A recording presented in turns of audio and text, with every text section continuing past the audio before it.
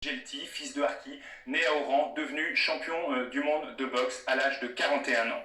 Une carrière des superplumes exceptionnelle, auréolée de 6 titres de champion de France et d'un titre européen décroché lui à 43 ans, c'est quand même pas mal. À la fin de sa carrière en 2003, Afif Gelti n'a pas totalement raccroché les gants, plus question de combattre, mais d'enseigner désormais les rudiments de la boxe à des jeunes des quartiers de Rouen, mais également à des enfants trisomiques. Le champion était généreux sur le ring, l'éducateur l'est également dans sa nouvelle activité. C'est un reportage signé François Pesquet et Mathieu Bellingham.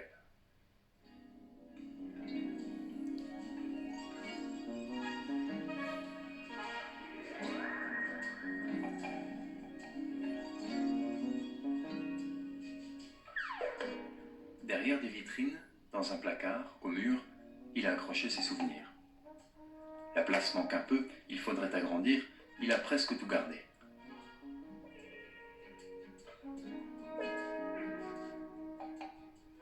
Oh, les coupes, c'est pas trop rien, c'est plus les articles de journaux, les photos. Sincèrement, je pourrais pas tout les mettre, hein. J'ai trop de photos. Déjà 3 ans qu'il a raccroché ses gants. Afif Gelti ne vit pas pour autant rivé sur le passé. Parce que des super souvenirs. Ces moments sont juste ceux d'une joie immense. La joie des sacrifices récompensés, la consécration d'un sportif fier de sa réussite. Papa est champion du... Champion de France. Il est un homme révolté, contre son âge tout d'abord. Champion de France à 37 ans, du monde à 41 ans, champion d'Europe à 43 ans. Je me suis amusé encore. On me disait, il faut pas faire comme ça, il faut manger ça, il faut manger tous les trois repas. Je faisais pas comme ça, je faisais comme moi je sentais, comme mon corps voulait, et ça a marché très bien. Il ne passe professionnel qu'à 31 ans. Dans sa catégorie, il sait qu'il ne fera pas fortune. Il a toujours aimé boxer, mais trop souvent douté. Moi, ça dépend d'être humain. Moi, je voyais toujours les autres grands. Toujours les autres grands. Et moi, je voyais toujours inférieur aux autres. Mais là-haut, ça, j'étais pas fort. Je me suis aperçu que j'étais vraiment fort à l'entraînement. Et à chaque fois que je montais sur un ring, je perdais tous mes moyens. Et il fallait les deux solutions. Ou j'arrête la boxe, ou je continue. Mais si je continue, il faut que je cartonne. Comment on fait alors pour se muscler la tête? Tout vient d'ici, j'ai fait la sophrologie. Ça m'a apporté beaucoup. La confiance de soi. Mon rituel, c'est toujours aller voir mes parents et dire au revoir à mes parents qui me donnent leur bénédiction. C'était la chose, c'est après. Sur ça, j'ai pas de fétiche, ça reste là. À chaque fois que je partais en pays étranger, juste avant de partir, toujours. Ça, c'était quelque chose de fort. Hein. Sa persévérance va payer. Ce sera bientôt l'heure du combat de sa vie. Là, c'est Zamoun. Je vais mettre un crochet gauche là, parce que l'esquive sur le côté, il va avancer son bras droit en contre. Voilà. Et là, le crochet gauche, ça pardonne pas ça. Il n'y a aucun regret. Au contraire, tout ce que j'ai fait avec du recul, je suis vachement fier de ce que j'ai fait. Que j'ai souvent dit ça.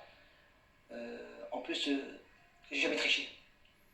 Et là, je peux me regarder dans la glace, et puis je regarde, je sais que c'est vrai, quoi. C'est une grosse fierté. À certains boxeurs qui ne peuvent pas faire ça. Pour moi et les enfants, c'était des journées assez difficiles parce qu'il fallait qu'ils restent calmes, il fallait que les enfants soient sages. Le repas, c'était toujours des repas assez difficiles. Et puis bon, on était ravis parce que quand on avait la victoire au bout, ça passe vite, on oublie vite tout ça. C'était un petit monsieur, comme tout le monde dit, mais au fond de lui, c'est un grand personnage. Et puis avec les époques, j'ai appris à le découvrir, à voir qu'il avait du cœur, du courage, et puis qu'il n'en voulait. Et puis moi, je pense que c'est un bon exemple déjà pour moi, pour mes enfants, et puis tous ceux qui nous entourent.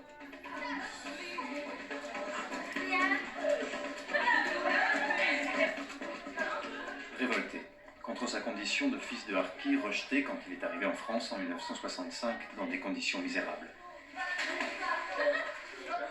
Il a commencé vraiment tout au bas de l'échelle, dans les pavillons du quartier Saint-Gilles, pour petit à petit grimper dans l'échelle sociale.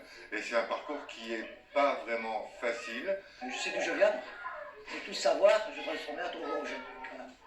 J'ai souffert, c'est pour ça que je vais travailler dans les quartiers durs, dur, entre parenthèses quoi.